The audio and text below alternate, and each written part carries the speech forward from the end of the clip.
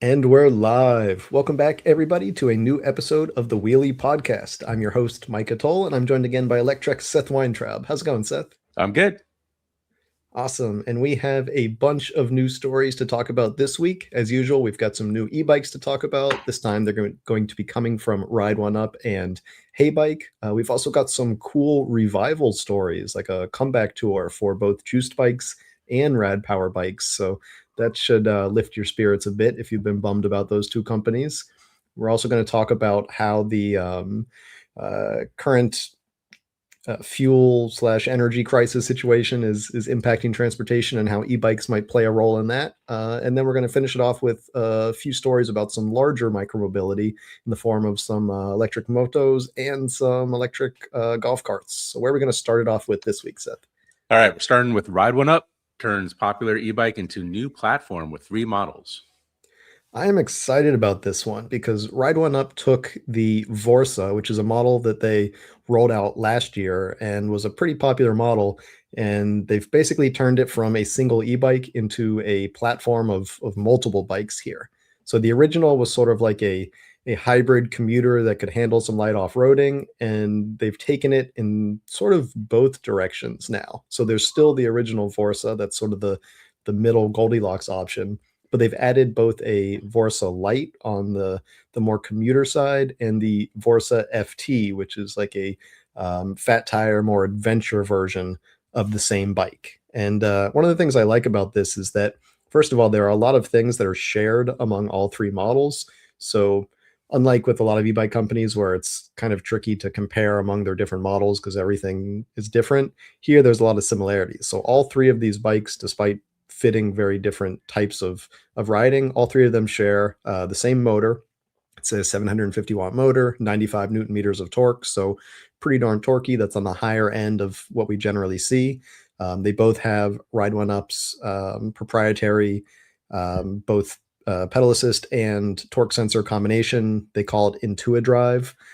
It's produced by Mevice, which is a factory that Electrek has visited in China and is probably one of the best factories for making these kind of precision components for e-bikes. Just incredibly top-notch, high-end production there. So I have a greater appreciation now whenever I see Mevice parts on bikes. So I'm glad to see that one there. And so there's a nice similar basic suite of performance components on these bikes. There's also, I should mention, a UL compliant battery on these bikes. So it's a 15 amp hour that puts it at 720 watt hours for a 48 volt battery. So, good to see all this like basic, higher performance parts. But from there is where the bikes start to differentiate. So as I mentioned, there's the Vorsa Lite, and that one comes with narrower tires. They're 2.2 inches. So, they're not like tiny urban tires, but they're certainly going to be, a little bit lighter, a little more efficient. The frame has also been slimmed down a bit. It no longer has that built-in rack that's like a welded component of the frame. It does have bosses, so you can add a rack if you'd like, but that helps shave a few pounds. It gets down to, I believe, 61 pounds, which is, for some people that might be strange to call that a light bike, but the Vorsa Lite is, I think, 11 or 12 pounds lighter than the Vorsa. So, when you're putting a big battery, a big motor, and everything else, these e-bikes tend to get heavy. So, it does do some lightening to take some of that out. But then if you don't mind the extra poundage, on the other end of the spectrum, we've got the new Vorsa FT. That's their fat tire version. It brings back that sort of built-in welded part of the frame in the back. It adds some pretty significant cargo capacity. I think it's 200 kilos or 440 pounds. Of course, we've got those fat tires like any self-respecting adventure off-road bike is going to have. And then I should mention that all of these have front suspension, so you're getting that at least a front suspension bike, even though they're all hardtails. But of course, it all comes down to pricing. The US e-bike market is a very price sensitive market. So in terms of pricing here, we're looking at really reasonable numbers. The Lite is priced at $14.95, the original Vorsa $15.95, and then the new fat tire Vorsa FT $16.95. So for class 3 capable 750 watt e-bikes with some pretty nice high end electronic components here, good motors, good torque sensors, that sort of thing. These are just incredibly reasonable prices. I mean, these are like 2018 Rad Power Bike prices, which were sort of like the thing that got everyone into e-biking to get a good solid e-bike for $1,500. Now Yep. there are, of course, more affordable bikes out there, but in terms of the parts you're getting here, I'm pretty excited about this. Oh, I forgot to mention that they also include the Apple Find My in built into the bike, which That's nice. is becoming more common. Yeah, and I love that for e-bikes. Like I always hide AirTags on my bikes, but it's a fairly easy thing to, if a thief is at least a little bit knowledgeable, to go around and find and remove an AirTag. But when it's built into the electronics of the bike, you basically have to destroy the bike to remove the AirTag. Now there are ways to defeat these things, put it in a Faraday cage or whatever, but it's nice to have just a little bit of extra peace of mind built in there, especially if you're in a city or somewhere where networks like the Find My is going to work really well. If your bike gets stolen in a forest, it's not going to help much. But anytime companies integrate these integrated trackers, it's a big thing in my book. And the nice thing about these is that unlike GPS, it doesn't A, drain your battery as quickly, and B, require some sort of ongoing service where you have to pay, a monthly fee to be able to have the cell data that interacts with the GSM, the GPS, to be able to send that tracking data. So with the Apple Find My or Android's version, which I don't see on too many e-bikes, it just works without needing any extra services. So all in all, I'm pretty excited about everything that they're offering here. Ride1Up's been a stand-up company for many years. I think my first Ride1Up was in like 2018 or something. And they used to sell electric skateboards. I had one of those even before that. So, they've been around for a long time, pretty good customer service, and just, really sort of dedicated to the idea of affordable but still quality e-bikes for all. So really glad to see this addition to the lineup, and I am excited to hopefully get on these new e-bikes soon. With any luck, I'll be back in the U.S. in about 2 to 3 weeks, so I'm looking forward to getting on one of these soon. What do you think of the new models here, Seth? I love the idea. I love the modularity. But with modularity, like I can't help but think like, all right, I have a commuter bike, but it's winter now. Can I just buy some fat tires and turn it into the fat tire version? But I imagine that the frames and the forks and the everything else probably aren't set for that. Tell me I'm right or Yeah, wrong. I mean, I guess you could always go narrower, right? Right, Like, um, you would need a really long axle, I guess, now that I think about it, but I right. don't see why, if you had a long enough axle, you couldn't put a narrower wheel. On the front would be fairly easy. On the rear, you just need to make sure the hub motor axle is wide. But yeah, I've never really thought about that. I mean, people change their tires from winter to summer, but Well, not you're in Tel necessarily Aviv in the Florida, width. so that's probably not something that comes across. Yeah, generally my tires stay the same all year round, but that would be a pretty cool idea to be able to go from fat to narrow. Yeah, I I think mean, both of us. like you're going to the beach, you want to take your bike to the beach, throw on the fat tires. You're just going for a long ride, narrow tires. Maybe that's a maybe that's something we'll see here in the future. Yeah, I like that. I'm often from the perspective as someone who has many bikes, where I have to Right, remind myself not to be like, "Oh, just use your other e-bike," right. "Don't you have 6 or 7?" So, yeah, but, most people only have 1 bike, and so I could see how that would be a really nice, thing to have, though you run into some significant hardware hurdles, like we were talking about, especially going the other way, trying to put fat tires on a non-fat bike. Yeah, and I'm in the same boat. Obviously, I have various sizes and shapes of bikes. In fact, um, I put somebody off the other day because I was like, "Hey, I have to take another." Okay, there's three slots in my garage for cars, and one is already e-bikes. And with the recent influx of spring and those Talaria slash Suron type bikes coming in, I now have one thing for a car, which is woe is me. So I love that the e-bikes are multiplying in your garage. It's like mitosis, they just keep going. right, and the car gets the back seat. Oh, Yeah, well, boo. there's something poetic in that. Yeah. All right, let's move on. HeyBike launches new lightweight commuter e-bike that retains the speed and power. Yeah, I think you might have some interesting perspective on this one because I think For you saw sure. this one recently. Yep. So this is the new HeyBike Venus, and this is definitely more of a commuter urban bike than sort of the Vorsa Lite we were looking at, but in what I would say is a similar ballpark here. It's also built with that step-through frame. It's designed to be accessible. 750-watt motors are very common. This one's not quite as powerful, at least when looking at the torque. This one's 70 Newton meters, though still 70 is a certainly respectable amount of torque there. HeyBike has also jumped on the UL bandwagon, as most e-bike companies, or at least the good ones now, are doing. So it's good to see that both the bike and the battery itself are UL compliant. That's increasingly important. Um, and let's see, going through the specs here, we've got a bit smaller of a battery than we were looking at with the Ride1Up, 680 watt hours. I mean, these are small differences. I think that's still going to be plenty for a lot of people.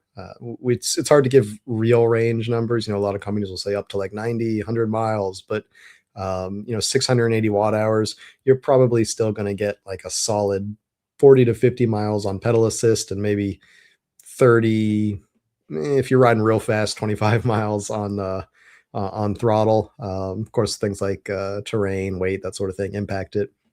But generally speaking, it's still got a pretty good amount of battery there. It is a class 3 e-bike, just like we were looking at with the Vorso. So you're going to get those higher speeds. If you're going 28 miles per hour, you're going to be using the higher end of that power range. But for folks that keep it a little easier, you're probably going to be doing fine on battery there.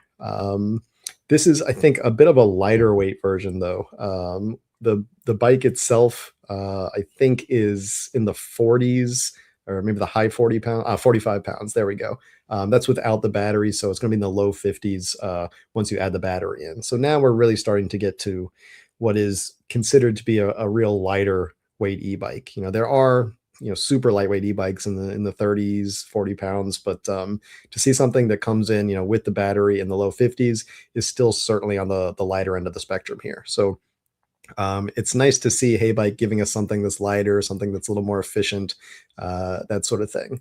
What's interesting is the color scheme here certainly skews more to like the pastels. The one that you often see in like the marketing when they rolled this out was the pink one, and I think they have like sort of a champagne color, and like I don't want to like fall into old gender stereotypes, but it's slightly more on the feminine end here. They give us a gray one there, so us men can go with the titanium gray color. But this is not one of their sort of sleeker, shinier. They have a lot of like the bright orange and green and blue bikes. I wish they would have given us a little more options in the colorways here, because I'm just not sure that pink and gray fit all of the the different riders out there. Not sure why they went with those two colorways, but I am glad to see them going into this lighter end of the space, because also HeyBike has long dominated, or I should say, of their bikes, they've long been dominated by fat tire designs, especially folders as well. So to give us something lighter, something more efficient, something that's more similar to a conventional commuter or a hybrid bike that a lot of more classic cyclists will be used to, I think is a good step in the right direction. And I think it's something we're starting to see more of as companies bring more options for classically styled e-bikes, not just some like 20 by 4 inch fat tire monsters that you can rip around like a motorcycle. So I'm pretty happy with this launch. I would have had this review out already. Unfortunately, my travel plans got a little messed up from the recent Iran war stuff. But like I said, I'll hopefully be back soon, and this is one of the ones that I'll be getting on pretty quickly once I'm back. But that doesn't mean we can't give you first impressions, because Seth, I believe you had a bit of experience with this model recently, right? Yeah. My girlfriend and I took this around Deerfield Beach and the Pompano and Fort Lauderdale area. I think we put on like 60 miles on the thing over a couple days. She Oh, was on this bike and I was on another bike. Um, Loved it. There's a lot of things to love about this. It's got a really unique a throttle that's so subtle that you almost don't even notice it's there. but works really well. It's not the throttle when you hit it is kind of like a kind of a slower ramp. Um, we kept it in class 2 mode. It wasn't, immediately obvious how to put it into class 3, and 20 miles per hour was a fine speed for her. So we kept it there. But fantastic bike. The range was, pretty, I would say pretty close to what they state. I'm a huge HeyBike fan since I have the Tyson up in Vermont, and it's been going 3 years strong now through the snow. So like, I can't say enough good things about that. I also currently have the Villain, and the snow just melted here. So we're going to give that a little review in a few days or weeks. So that's a little Surani type bike for 14-year-olds. So HeyBike's just doing a lot of cool stuff. I like all their decisions. Obviously I'm not going to be riding on a pink bike, but it worked well for my girlfriend. The torque was great. The sense, I think it's got dual cadence and torque sensor, so that was really well done. I don't think she actually used the throttle much, except maybe starting off in Florida. I have to say, Micah, in Florida, I don't know that I would have an e-bike in Florida. There's just no hills, but instead of going 15 miles per hour, we're going 20 miles per hour, which is nice in traffic. Although the traffic on the streets there is bananas. So also 60 miles on a pedal bike might have been slightly less enjoyable than 60 miles on an e-bike. For sure. Yeah, I don't think that would have been realistic at all. But yeah, overall great bike, typical HeyBike, great value for the money. $1,500 is, a low price for something that's nice. Great commuter. So that's great. So yeah, I'm excited to get on that pink bike myself. Yep. All right, let's move on. Juiced Bikes Revival. Here's our first look at the fresh new e-bike lineup.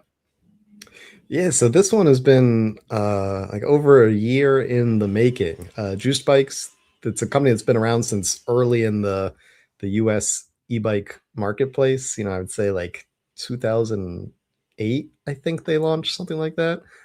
Maybe 2009. And so, they were around for over 15 years. They went bankrupt a little over a year ago. They were bought by, maybe 2 years ago, but now they were bought by the team at Electrek e-bikes, which is the largest e-bike company in the US. And the goal was to basically revive the brand. And I think for the guys at Electrek, it was a chance to sort of pay homage to a brand that really helped kick off the e-bike space in the US, but also a chance for them to explore some higher power and a little more aggressive bikes than they would otherwise have rolled out under the Electrek name, right? Because Electrek, they make, at this point, they've got just about every type of e-bike out there. From cargo, commuter, lightweight, off-road, just about everything. But the one area that they don't have is a sort of like moped, light e-moto style e-bike, and that's what Juiced was always great at, and it seems like that's what they're doing here. Now we don't have like full pictures of the bikes yet; these are still teasers. But what we can see from the images is these definitely look like sort of moped style bikes. It doesn't look like they just took the Scrambler frame or the Scorpion frame or something like that. It looks new, but we see rear suspension, we see a long bench seat, we see two riders on one bike. They've got those, obviously the 20 by 4 inch fat tires that are common on these moped style bikes. But we can see what looks like a return to form for Juiced's high power stuff. Even if we don't have full specs or anything like that. We also do have a little more information. So we've learned a little bit more. The new Juice team, first of all, it's headed up by the guy who was integral in developing the Electrek XP4, the currently best-selling e-bike in the US. And so Electrek has brought over Austin there. And so it seems like they're building a really strong product team, first and foremost, for Juiced. The other thing that Electrek has always been good at is customer service. So I'm sure they're bringing over, a pretty strong customer service team there as well. And so while we don't yet know exactly what these bikes have in store, we're starting to get a good general sense of the power, the frame style at least, and this sort of return to form for Juiced. We also got a little bit more background information on what customers can expect. They did tell us on the site that for those legacy Juiced bike owners, for those legacy models, unfortunately, the company's probably not going to be able to provide a lot of parts support. They do have, looks like, support literature that they link to on the site. But what they said is that, unfortunately, with the fall of Juice, a big part of that was related to financial problems with some of their suppliers, and so like suppliers basically weren't getting paid, and a lot of those bridges have been burned. So it's hard for the new Juice bike to go back to some of those places and get parts. They also said that in sort of rebuilding the company here, they've discovered that some of those parts were not that great, and others like batteries weren't UL listed, and so a lot of the stuff they said they just wouldn't be comfortable, selling or offering in any capacity. So um, you'll probably, unfortunately, have to go to third party providers to get some of those parts if you have a legacy bike. But the good news is that for anyone hoping to see a revival of Juiced, it looks like the company is well on its way. And until now, like, we knew that that was what Electrek wanted to do, but we hadn't had any real confirmation that there was much in the way of solid progress. And now we definitely see the progress. We see that the bikes are at least together enough to do photo shoots, and I would imagine that based on the sort of spring-ish timeline they're presenting here, because they again haven't given us any like solid information, but it looks like spring is on their minds, that we're going to be seeing some more information soon, whether it's either more teaser photos that they're going to start giving us a little more detail, or full spec drop, something like that. So I'm like so here for whatever's coming. I'm excited to see it because it's been a long time in the making, and I just can't wait to see what this new Juiced is going to look like. What do you think, Seth? You excited? Oh yeah, definitely excited. I'm with Michael Schmozelis in the comments asking, is Tor still involved with Juiced? He was really the brains that made Juice special. It doesn't sound like that's the case, but do you have a definitive? I do not believe that he's still involved. Doesn't mean he's not. I just have not heard from anyone that he is still involved. Yeah, I mean, he was kind of the brains, the Steve Jobs of the Juiced situation. So it would be nice to, we've had lots of conversations with him. He was on the podcast too, wasn't he? Yeah, a while ago he was. That was several years ago at this point. Yeah. It would be nice to catch up with him. Yeah, these look great. The problem is, I think that they're taking the logo. It's been a little while. I am a little bit afraid that that they're going to come out with some stuff that's already in the marketplace. Obviously, Electrek is able to do some stuff with scaling that makes their bikes a little bit less expensive. I think Electrek is fantastic at making decisions about like what level of components to use that make the bikes they sell really compelling. And the service and support has been great. So hopefully all that comes with it. But I'm looking at these bikes and I'm like, like a Super 73 clone. We've seen those before. These kind of look a little bit familiar. I mean, this frame is a little bit different. Obviously, full suspension. We're seeing 20-inch fat tire. That motor doesn't look too burly back there. I'm not thinking it's going to be a 2 kilowatt or anything like Suron Killer. But it's something. It's probably going to be similar to a Scrambler or whatever. 750 watts with the quotation marks and the winks. But there's a lot of these in the marketplace already. I don't know that a beefed up brand and is going to guarantee success here. So it'll be interesting to see when these come out. I imagine if they're going to launch in spring, we'll probably get our hands on some here in the next month or so, right? Hopefully, yeah. I don't have a lot of insider information there. I have a very small amount of insider information, but I do think that sooner rather than later we're going to start learning some more. And is this coming through the PR team at Electrek, or do they have their own separate? entity. It seems like they're separating it and making a division. Now, I believe that in the early days here, there's still some overlap, Sure. but it does seem like, these probably aren't going to be like juiced by Electrek or sharing like the customer service team. I think they're really trying to sort of capture lightning in a bottle twice and create like a new juiced in the using sort of the game plan and or the playbook, I should say, of Electrek when it was built up, and sort of learning from the successes and also avoiding a few of the mistakes. So I think that's another major asset that this new juiced is going to have going for it. My question, and I think it sort of builds off of what you were saying in terms of, is this going to be something different? What is it going to offer that other companies making these sort of moped style bikes don't?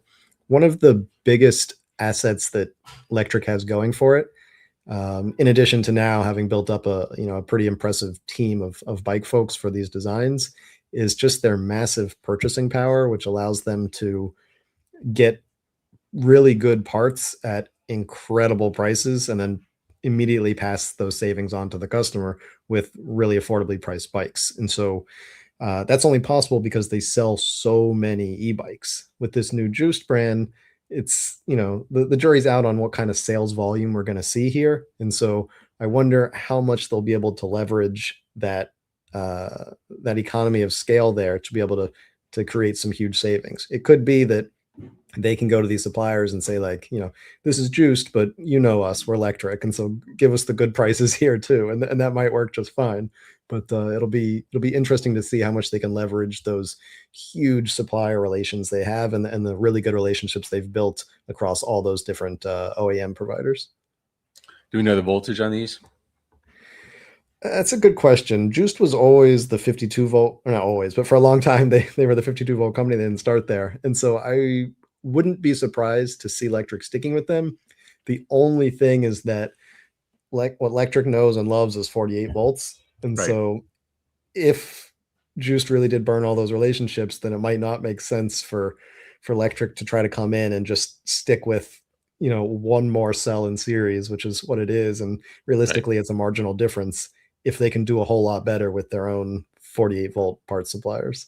Yeah, it doesn't occur to me that they definitely need to do that, especially with so many 48-volt components out there. Yeah, But it was a nice little marketing thing for Juiced. I mean, it was, slightly better. It's 7% more powerful, 7% more battery, 7% right. faster. I If, mean, kick it up to 60 or 72 volt. Now, then maybe we'll, then talk to me. right. Because, you can drop the amps, you get like, different size cabling. There's some real Yes. advantages to Seth doesn't that. get out of bed for less than 60 volts. I don't. I really don't. I can't. All right, let's move on. And we'll talk about the higher voltage stuff here in a minute. Rad Power Bikes, speaking of back from the dead, Rad Power Bikes sale completed, new owner to build e-bikes in the US. Yeah, so this is another comeback story, a quicker comeback because it didn't take a year here. And this one, I'm I'm still sort of withholding judgment until we learn a little bit more. But what we know for now is that a company called Life EV, which is based in Florida and is known to sort of buy up struggling or bankrupt e-bike brands, has completed their purchase of Rad Power Bikes. When we last talked about this, I think 2 weeks ago, it was still had to go before a bankruptcy court. And so it was approved. Now things have been transferred to Life EV. Um, Unfortunately, a lot of the Rad people, from what I understand, most or basically all did not make the jump with the company, just like the assets and the inventory and all those things did. Um, at least all of the people that I know at Rad are no longer there. I have seen reports swirling that Life EV is trying to rehire some of those folks, so we'll see how many eventually make it. Because at the end of the day, as we've often seen, e-bike companies are really a reflection of the people, not just the bikes there. There are a lot of e-bikes out there, but the people that know how to run these companies make a huge difference. So I hope that we can see some of these Rad folks stay on. But what we're looking at are some pretty big changes in how Rad might look moving forwards. For one thing, Life EV says they're going to leverage US based manufacturing. Now, in actuality, what that probably means is US based final assembly. None of these components used in e-bikes are produced in the US, at least not in any large scale. So, you've got Korean battery cells, Chinese motors, brakes from Taiwan. Like everything comes from every other country, and there's very little. I think there's some shop in Oregon making wooden bike fenders, but like there's not a lot of And bicycle stickers. production in Don't the forget the US. stickers. We The need stickers. stickers, there you go. Yeah, those are printed at FedEx office, so we got something. Um, so this is probably going to be assembly if it reaches that point. It's not clear where they're going to be doing it. They said somewhere in the center of the country, so it sounds like there's still some work to be done there in setting up this US based production. It also looks like the Life EV team is going to try to leverage the existing Rad retail stores to potentially try and sell some of the other brands they bought up, such as Serial One, which they bought a few years ago. And so, it's good to see that Rad is surviving in some shape or form. It's unclear what that's going to mean for the bikes themselves, though. It looks like we may be seeing new styles of bikes. We may be seeing new frames, new models, that sort of thing under this updated Rad name. But I think a lot of what we came to know and love about Rad Power Bikes might not make the jump. Now that doesn't mean it won't be as good. Maybe it will. I'm like I said, I'm sort of withholding judgment here because we just don't have a lot of hard information here. It's not like what we just talked about with the juice situation, where we know that there's a like tried and tested bike team behind these that have done this before, and that we've already seen the bikes themselves, or at least teasers of them. In this case, we don't know a lot about Life EV other than that they sort of buy up struggling e-bike brands. We haven't seen any evidence of US based production. It sounds like that might still be in the setting up phase here. And there's just a lot of unknown. So I hope this goes well. It could be a great situation if that means that they can leverage this sort of just-in-time assembly to basically put together bikes when they're needed, send them out to retailers, send them out to DTC customers, that sort of thing. But this is not an easy undertaking to uh, start up US based assembly and try to fulfill the promises, or at least sort of step into the giant shoes that are left by a brand as massive and with such a legacy as Rad Power Bikes. So we'll have to watch and see how this one goes, I would say. Yeah, and so the headquarters of that place is in Deerfield Beach, which is just south of Boca, where you go. Your family's there.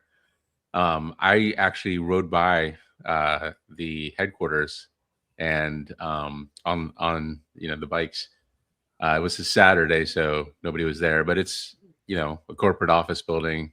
It's very corporate. Doesn't look like anything specific. I would have strolled in if it was a work day, but I didn't. So Yeah, it seems like it's pretty generic, like office park kind of thing. yep, It's probably like, an orthodontist office 2 doors down kind of something like that. Yeah, situation. Yeah, so we'll have to swing by. Hopefully next time I'm there, I'll be able to go in and talk to some folks. It seems like that might be more office work and less operations. yep. Though I have seen a van parked there with like their logo on it, so maybe they move some bikes in the van. With a Rad bike logo on it, or No, life. the Life EV logo on the side. Okay. So yeah, I don't know what their operations look like. This company used to produce their own bikes at least at one point and had local assembly. So Hmm. now it seems like those bikes are all sold out on their website, and I'm not sure how long, whether that's months or years they've been like that. And so there's a lot evolving with this new Rad and the Life EV company that bought them. We'll watch out for that. All right. As gas prices rise, there's a cheaper answer for many people than an electric car. Yes, spoiler alert, it's an electric bike, or an electric motorcycle or electric scooter. Didn't see that coming. Basically, yep, it's a shocker. I like to keep a twist. I'm the M. Yep. Night Shyamalan of electric bike podcasts. Um, so yeah, we get into this conversation, every time there's a Middle East war, which is unfortunately not Sadly. infrequently.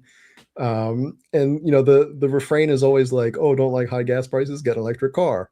And like, okay, there's something to that, right? Like, if you have an electric car, you're somewhat insulated from this, at least in terms of your personal fuel costs, though it impacts many other things that we use every day. But the issue here is that most people can't just go out and buy a new electric car, right? Or even a used electric car. Like most people that are struggling because gas has gone up another 50 cents or another dollar per gallon, that's not the kind of person with the money for a new car. But I think what gets missed so often in this conversation is that there are other electric alternatives that can have you energy independent, and you can still keep your gas car, and you can use it for the times that a bike or a scooter or motorcycle aren't the right option. And so I think this needs to be a bigger part of the conversation, that so many people have discovered, even before this fuel crisis, so many people have discovered that an e-bike makes a great sort of quote unquote second car, or a car replacement for many trips. There are some people like myself that have gone car free, and if that works for you, that's great. But for most people in the US, I would say, car free is a tough lifestyle unless you just live like, in the center of a big urban center. So for a lot of people, let's say you've got, your Honda Civic, it's fine. It's, you've got it paid off, and you don't want to buy a new car or get rid of it. But if you spend $800, $1,000, $1,500 on a new e-bike, you might be able to leave your car in the garage half of the time, and suddenly your fuel bill's cut in half, your maintenance costs are way down. Unfortunately, you're still paying insurance or everything else that goes with it, but you're not paying for parking if you're going into the city with your e-bike, that sort of thing. And so I think this just needs to be a bigger part of the conversation. In general, we've already seen the way e-bikes can be great second vehicles, but especially in times like this where we're looking at higher gas prices, the potential for significantly higher gas prices, and how instead of spending tens of thousands of dollars to replace a vehicle that works but is, unfortunately burning a lot of gasoline, that maybe the smarter option, especially in the short term of the next few years, is adding an e-bike into the mix. When your gas car eventually dies, it's a good time to consider switching to electric because it is an improvement. But you can't just expect a whole bunch of people to go out during every fuel crisis and buy a new electric car, because it's not in the budget for most people. But $1,000 is much closer to the transportation budget that a lot of people can deal with. So I just wish that this was a bigger part of the conversation, and then it didn't always turn into this like, oh, don't like gas prices, buy an electric car, because that doesn't fit so many people. I don't know. I mean, you're an e-bike and e-car person. What do you think yours though? Well, I can't help but think, like, why don't the insurance companies offer an incentive for getting an e-bike? Like, if you're going to be out of the car, like, health companies will give you incentive to get an Apple Watch or go to the gym or whatever. Why don't car insurance companies give you $1,000 budget to buy an EV, or sorry, buy a electric bike, or knock $100 a month off your insurance because you're going to be riding around on a bike and you can't really cause that much. I mean, you can hurt yourself obviously, but you can't really cause that much damage. Car repairs in the thousands of dollars. Like most e-bikes, you're not going to wreck them, first of all, because you're not going as fast as whatever as much, but also you can't cause $10,000 worth of damage to a $1,000 e-bike. So Yeah, like worst place you replace a wheel. right. So uh, I'm surprised, and I wonder who could, like, maybe it's you and I, but who can like lobby insurance companies to give people who own an e-bike a little bit of money off their insurance bills. What do you think? Yeah, I think that would be huge. And we're starting to look at states that are writing up insurance requirements and things like that for e-bikes. Now that specifically I think is a bit of Bananas. a, yeah, the technical term for it. But as insurance becomes closer and closer to the realm of e-bikes, perhaps integrating them in that way, certainly with incentives, makes a lot of sense. Yeah, I guess, like, in the state of New Jersey, if you have to insure your e-bike, well, just say, hey, look, if I'm going to spend half my time on an e-bike, why don't you drop my insurance rate? And, maybe one insurance company is like, the actuaries are like, pull the numbers and like, hey, that actually is going to reduce our costs. So why not give them an incentive to do that? I don't know. Yeah, absolutely. And as e-bikes become more and more popular, it's, like a marketing advantage for some of these insurance companies that like switch to us, and, you can save some money with your e-bike kind of thing. Right. Maybe you have to put a sensor that you're actually using it or something. Those guys are very data driven, but Yeah, numbers are important. yeah. All right. This one I like. Fast compact e-motos are getting even more affordable with the Yozma IN10 Pro Plus launch. Yeah, this is kind of wild because this category that we often talk about as like, the Suron, the Talaria category is generally dominated by bikes that range in the 3 to 4.5 thousand ish dollars. But as more of these simpler, like less refined, but still pretty impressive performance Asian competitors come in, we're seeing really great prices. So this is the new Yasma IN10 Pro Plus. It's a mouthful.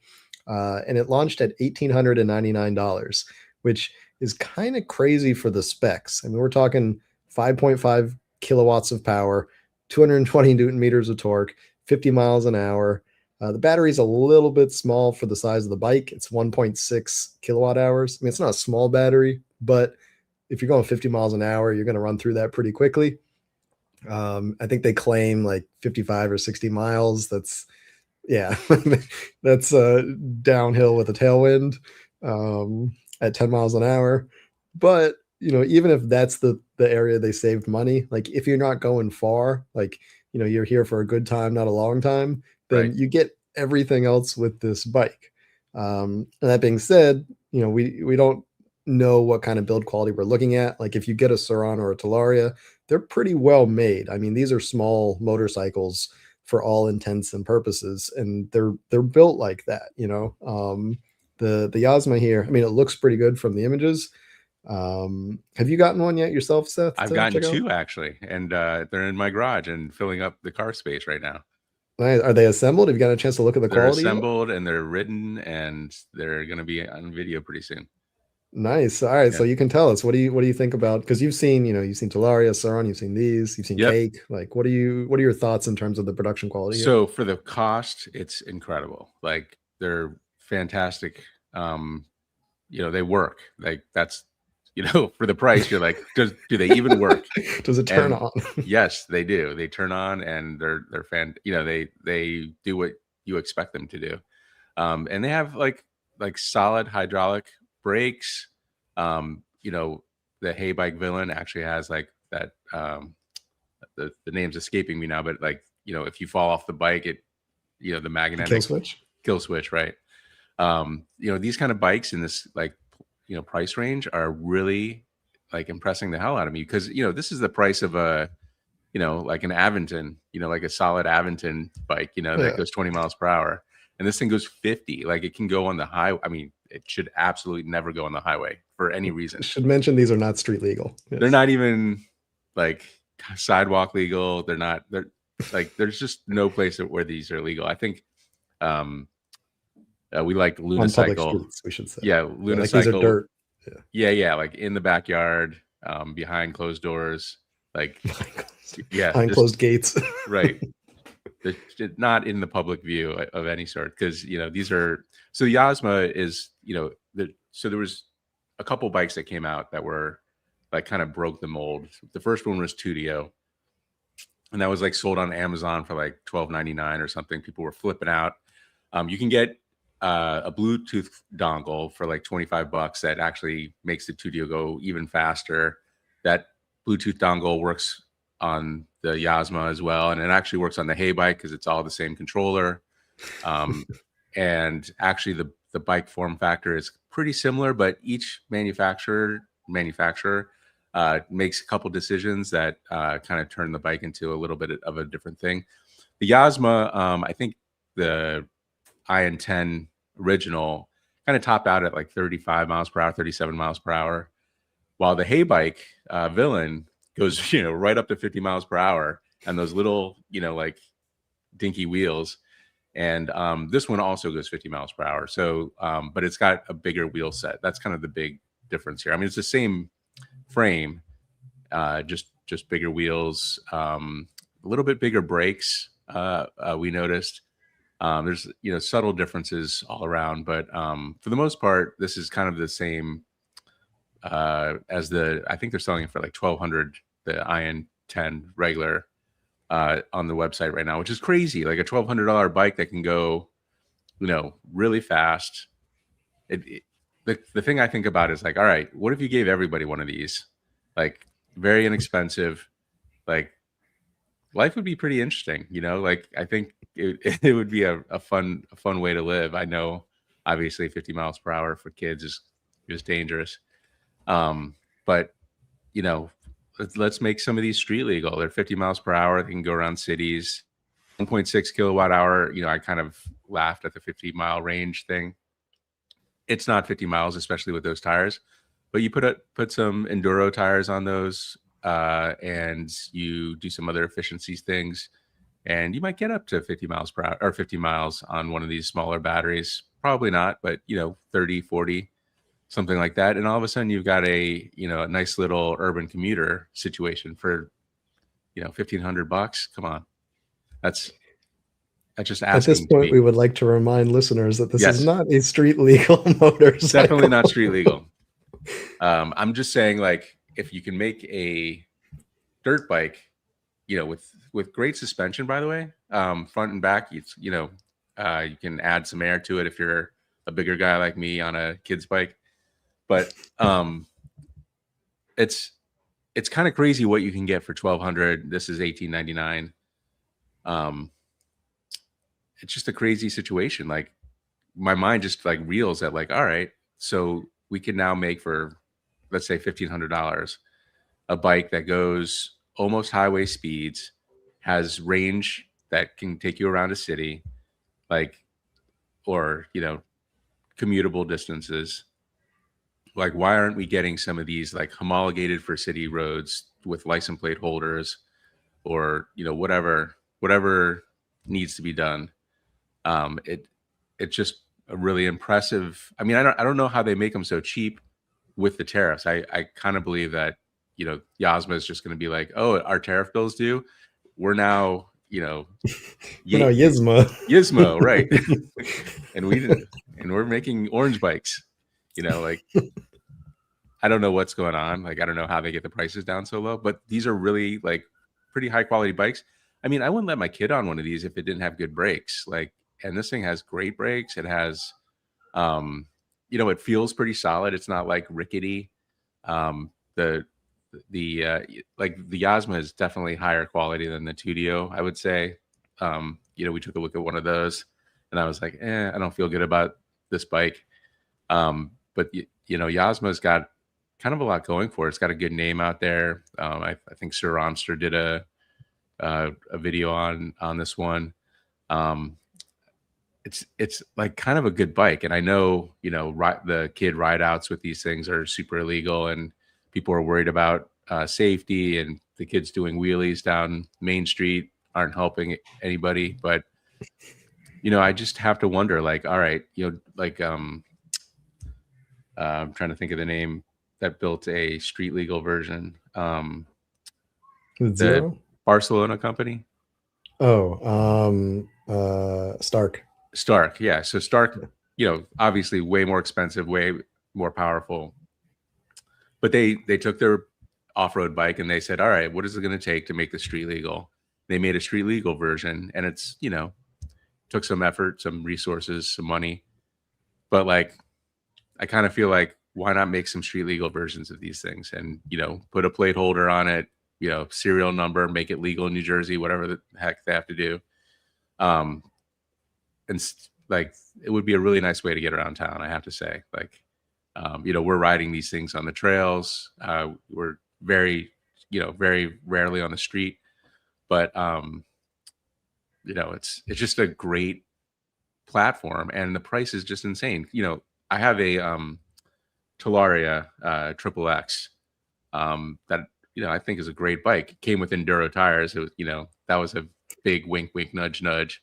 It has the brown wire that you cut to get full power. This one you need to actually buy a $25 Bluetooth dongle. But like, these things are out there. It would be nice if there was a way to make these legal. And obviously, if this was to become legal, I would encourage people to get turn signals and fully vet the bike for street legalness. But I really like this thing. It's blows my mind.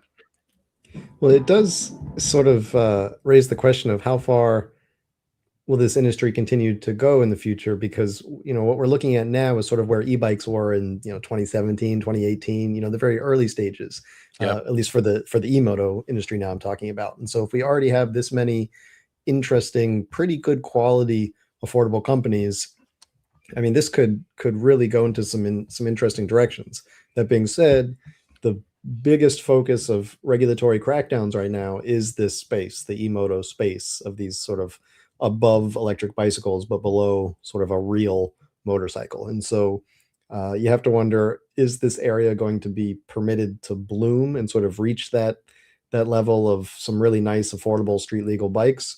Or are we going to see some pretty heavy-handed regulatory crackdowns that nip this in the bud and don't let it develop into a much more sort of diverse and perhaps safer, higher level of refinement e-motos than some of the earlier, slightly janky designs that we saw over the past few years. I think that is going to be determined in the next 12, 18 months as we see a lot of these new laws come down. Yeah, I'd like to be happily surprised by some of these, and I don't know what I would be expecting. Like, the Talaria Triple X came out with a 20 mile per hour top speed, right? That's why they put road tires on it. That's why they said, hey, this is kind of an e-bike, right? Like it's got a throttle and it goes 20 miles per hour. That's kind of what your scooters and e-bikes that you ride on the streets do.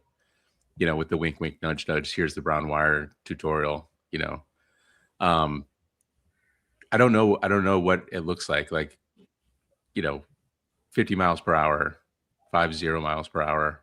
That's not gonna like that's not gonna make parents happy. That's not gonna make, the drivers down Main Street happy.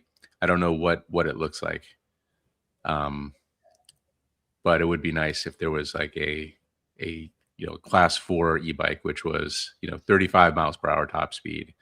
Um, you know, like you have to be 16, you have to have a driver's license, something like that. I feel like there's like a middle ground for another tier between fast e-bikes and motorcycles. Maybe even just follow the NEV kind of thing.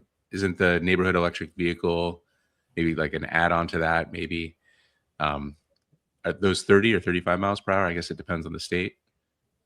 Well, NEVs, which like the legal category is low speed vehicle, are allowed to go up to 25, but they're allowed to operate on roads up to 35. So, Gotcha. but they are 25 mile an hour limited. And then mopeds have different things in different states. Some states classify them as motorcycles. Yeah, yeah, moped is its own regulatory nightmare. Right. Well, I don't know. I don't know what the answer is, but like the bottom line is kids want these, like 16-year-olds, 15-year-olds. Like this is kind of the hottest thing right now. And I can see why, because I want one. And like if you don't have a car, like this is an amazing way to get to your friend's house, through the woods or whatever. So gonna have to deal with it somehow. Hopefully that's not making them totally illegal. Yeah, to be continued. To be continued. And we'll have some of these reviewed here in the next couple weeks. All right. And our final story is more US cities are allowing golf carts on the road, even if they aren't 100% street legal.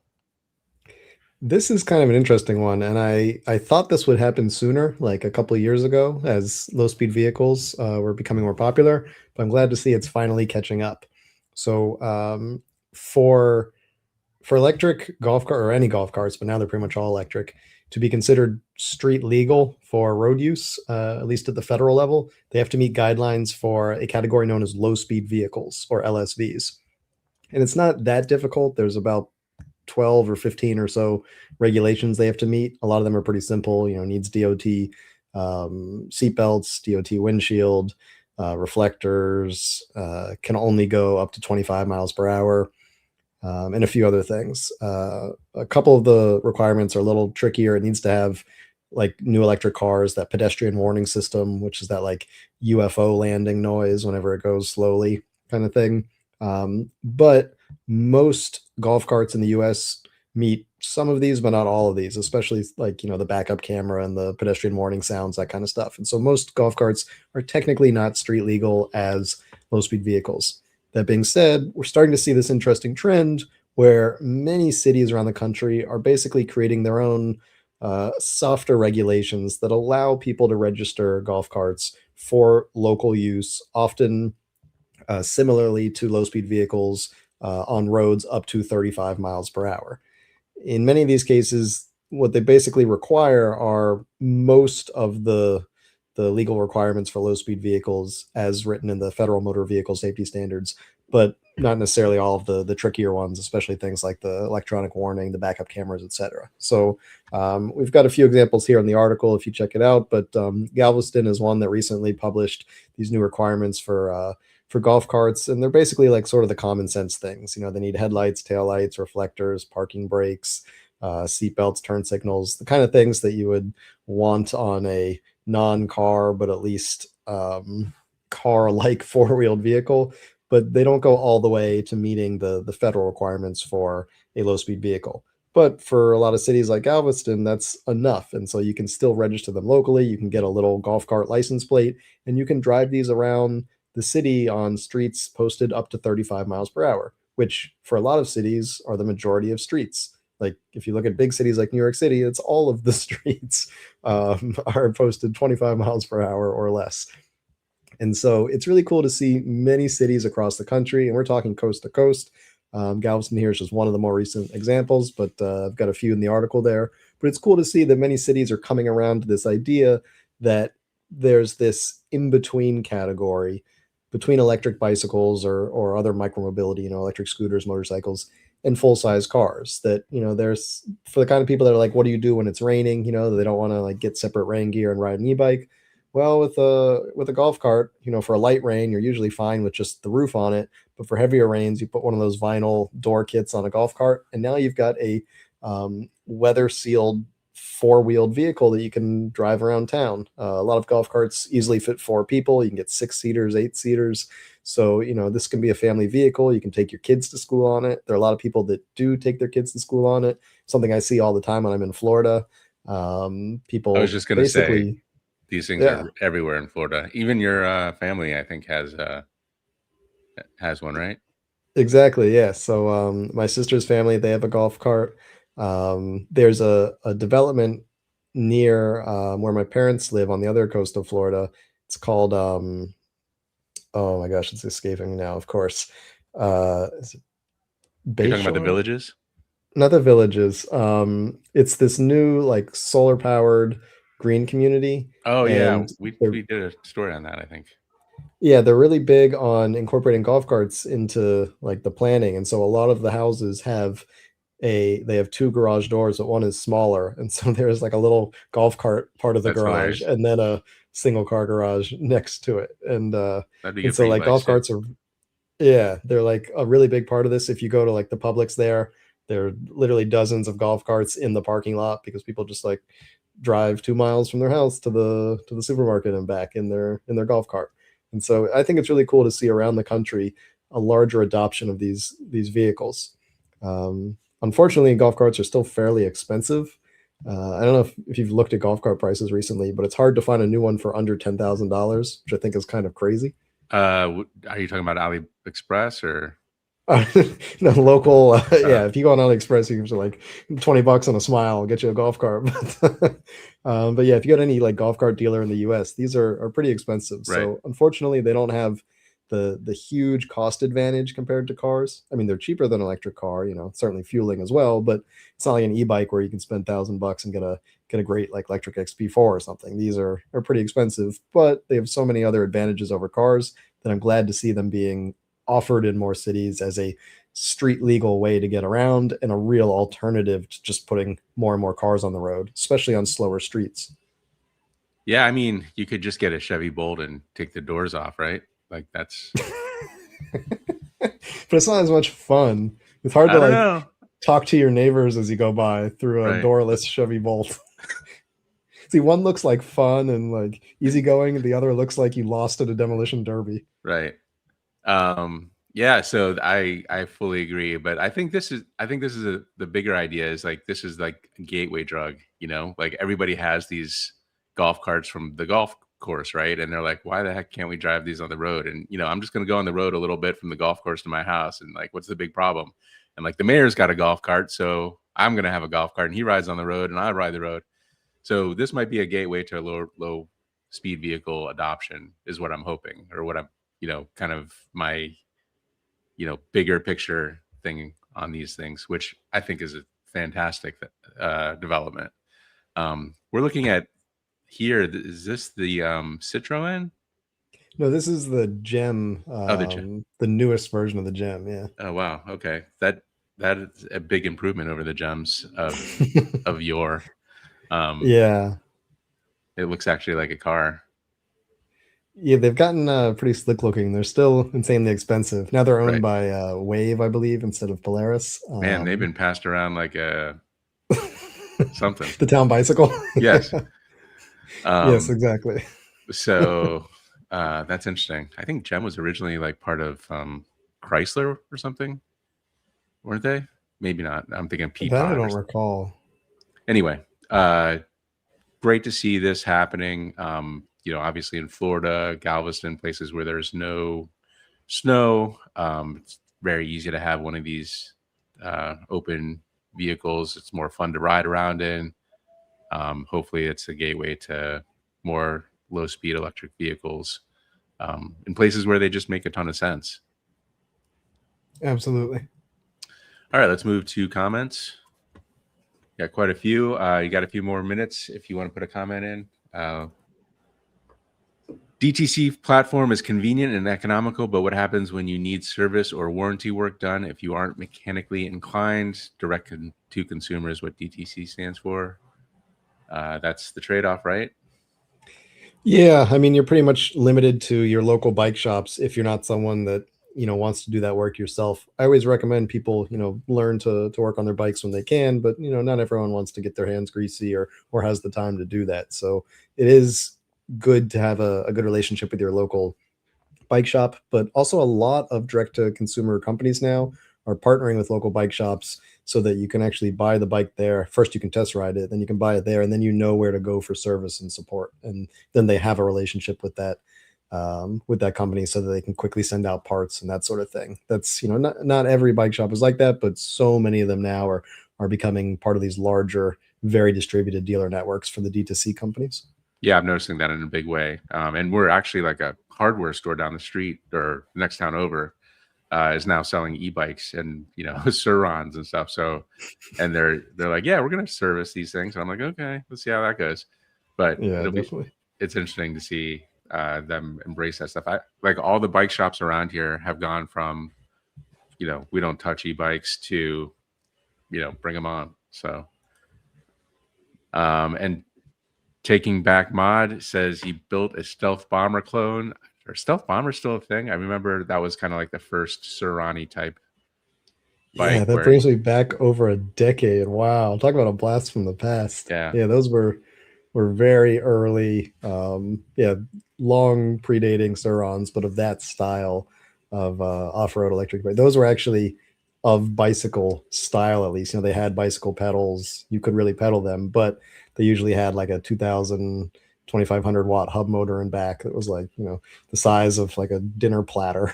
I feel like they got bigger than 2 kilowatt though. I feel like they were like, I remember there was like 4 and 8. Like when we went to Interbike in Reno, I feel like there were a couple like crazy bikes. You remember that like Tiger King guy? Yeah, like fat tire bike. I can't remember Yeah. what that was specifically.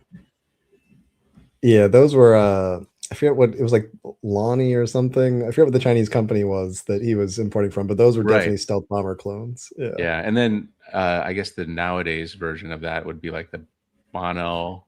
Do you know that bike, the Bonnell 902 or something?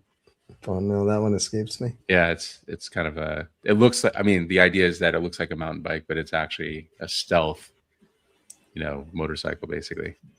We talked about Torah, Juiced. What's the MacBook Neo of e-bike? So Apple, as many of our readers know, if they also Read1Up Mac just released a new line of MacBooks, kind of like a low cost, cut out some of the nice things like a backlit keyboard, and has kind of a low RAM, slow SSD. Getting a little nerdy, but what is that of?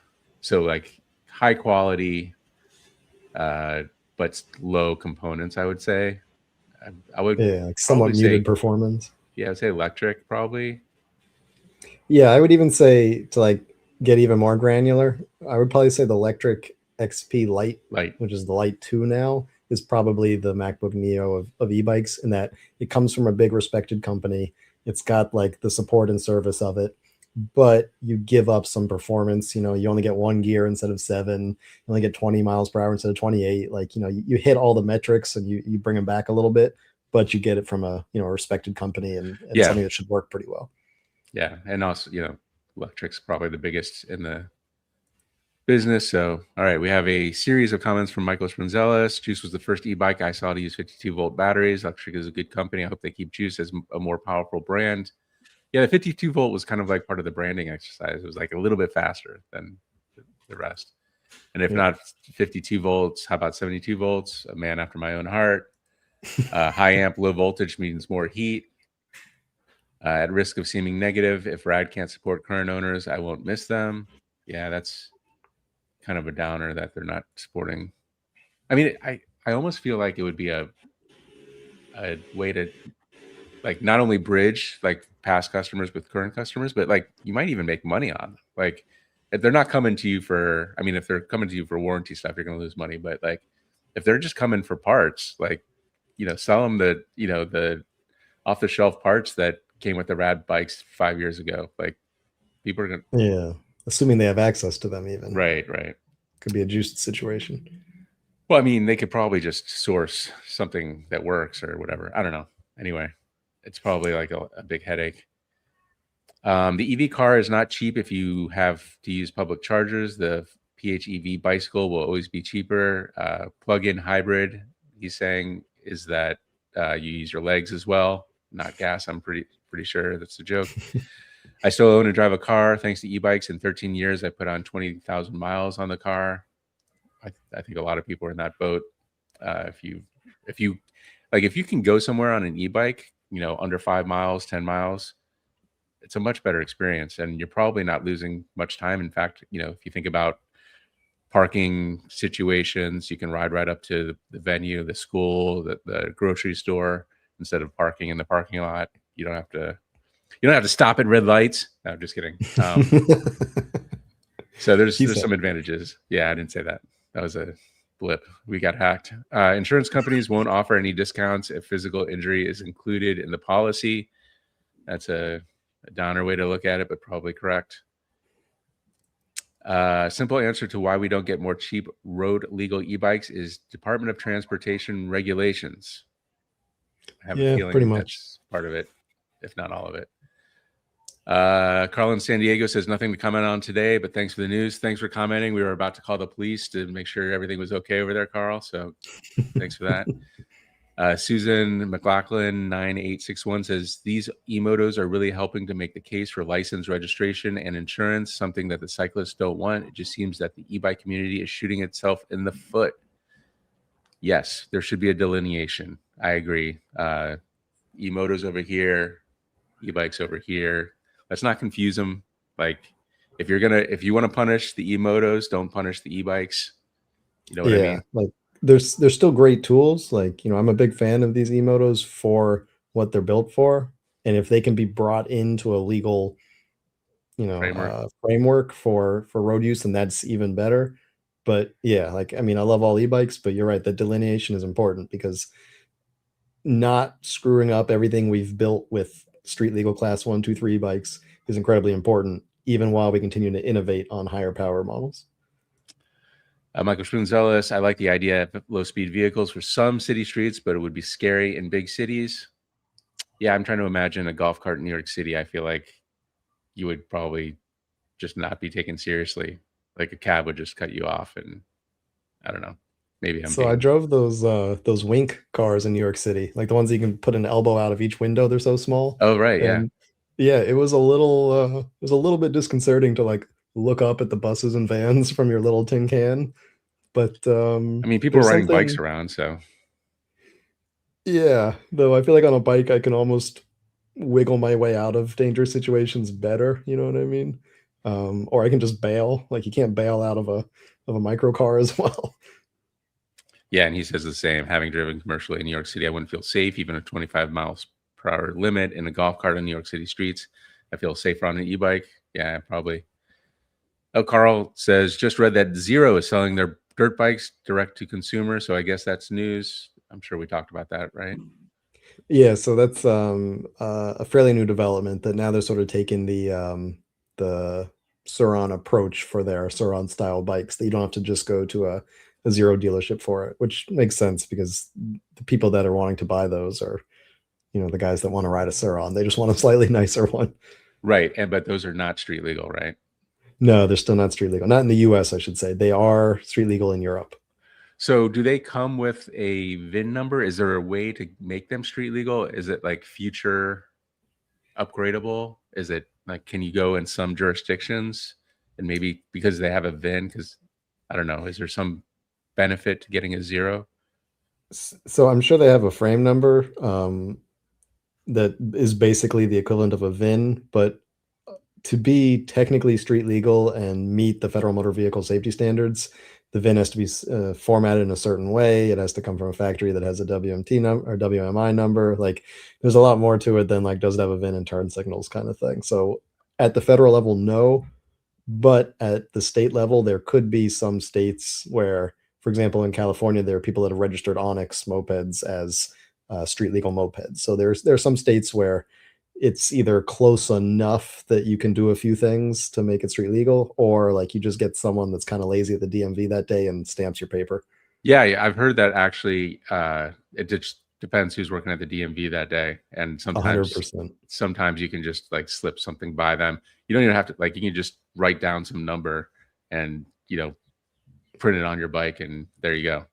Yeah, the crazy thing is a lot of people think that there's like some master list somewhere of every VIN that is a street legal motorcycle, and at the DMV they just look it up to see if your bike is, but that's not how it works at all. When I registered my CSC City Slicker when it was like new in 2018, they had to like Google the bike and go to the site and figure out what it was. Like there's no Interesting. master database of this kind of stuff they're looking up at the DMV. It's just whether they want to stamp it that day because they think it's real or not. Yeah, that's wild. It reminds me of my. I had a friend from college who had a drinking problem, and he, in the tri-state area, he got a DUI in New Jersey, and he just got a New York driver's license. So he started over. Just like That's awful. yeah, that's awful. It is. Thanks, guys. Always appreciate all the info. Oh, curious if to know if Micah sees these e-motos riding around China on his visits without any regulations. I would say China's got more regulations in my experience. What do you think? Yeah, China has significantly more regulations, and for that reason, I've never seen anything like a Suron riding around in China. Actually, I've seen one Suron, and it was in like a dirt bike park. It was the first time I ever rode a Suron. Actually, it was in China at a dirt bike park. But you don't see them on the streets. They heavily regulate e-bikes there to the point where what we would consider an e-bike, like an Aventon or Velotric or Ride1Up or Electrek, whatever, you don't see those either because they don't meet the specific requirements for e-bikes in China, which put them into a much more seated scooter class.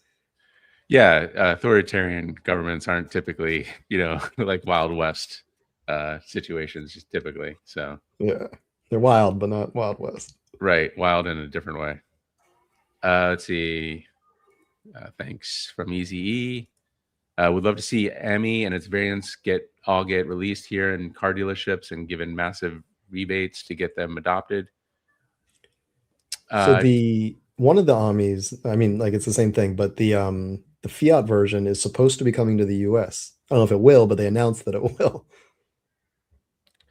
yeah, I noticed your family had a candy low speed Golf cart. vehicle Yeah. golf cart. Yeah, how do you like that, or how do they like that? It's awesome. Yeah, Yeah, like I have a few candy things. My parents have a candy UTV and they share a lot of parts. I mean, the UTV is more rugged, like it's better put together, it's more powerful and everything. Like a nicer frame, but in general, I've been really impressed with the Candy like golf carts and UTVs and stuff. From what I hear, they have like terrible customer service. Oh, Unfortunately, I've never had anything break, so I don't like I never had to test it. Um, so that's a problem. But as long as it doesn't break, which none of my Candy stuff has, they've been working great for me, and I really like them. all right, Slacker. Micah, did you ever complete your DIY moped motorcycle conversion from years ago? I was waiting for that too. What happened? So it is almost done. It is in a storage unit in Florida that I really need to get out of there because I'm just paying every month for it to sit there. And the answer is unfortunately no, it is not fully finished. It's one of these projects, like several of my projects, that gets to 90% done, and then I get distracted by the next That last challenge. 10%, man, that's the hardest part.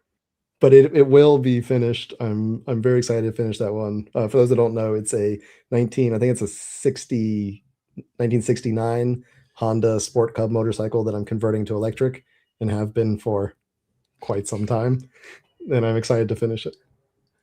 All right. We'll see you, Michael Smirzelis. I'm here too, but I have nothing to add. I've been reading the new Electrek article about the Outlander Electric.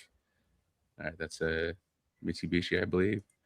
Need e-bike max 64-inch overall length to fit in elevator without folding. Probably means 16-inch wheels. Any tips on brands in the semi-compact space?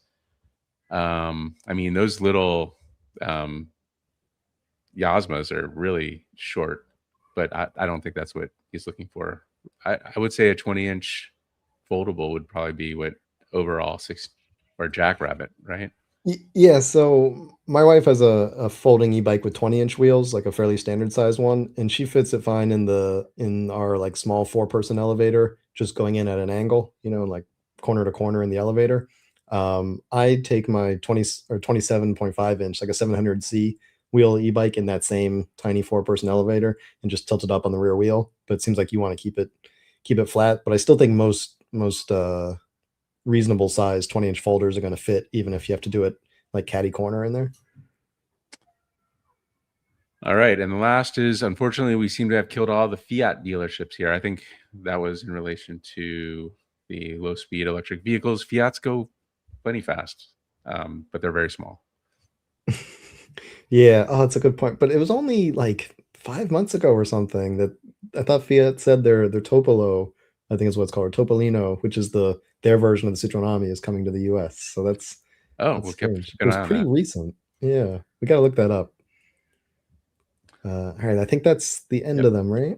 All Yep. right. Well, thank you everyone for tuning in. This was another great episode of the Wheelie Podcast to have you guys here with us. We'll see you next time in another